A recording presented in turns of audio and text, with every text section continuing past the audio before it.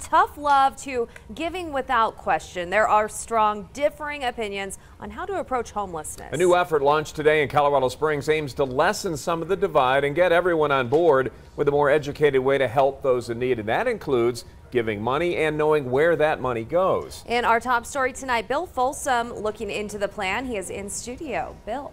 Yeah, Mayor Suthers today said he hears from a lot of frustrated people saying do something about the homeless and panhandlers. He also hears from people who are sympathetic, who likely have given to somebody on a street corner.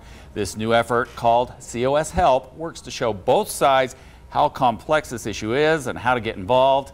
It gives options for making the most difference with donations. A man now with a bed to sleep in at the Springs Rescue Mission tells what it's like to be homeless and sleeping outside. You feel destitute. You feel like there's no hope.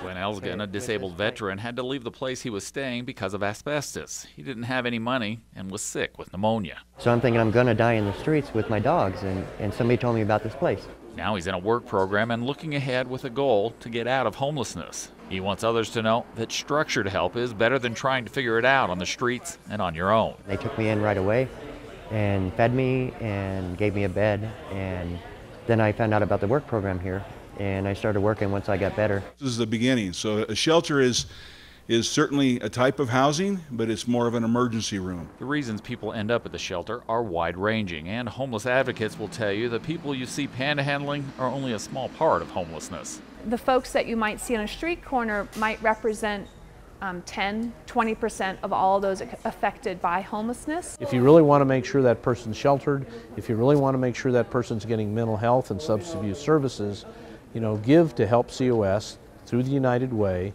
That money will go to the direct service providers. 100% of those gifts will go directly to the continuum of care. It's not illegal, and you can still hand cash over to someone begging. The new HelpCOS campaign raises the question, do you know where the money you're giving is going? Now there's a better way called HelpCOS. Signs on street corners now show the option of texting to donate.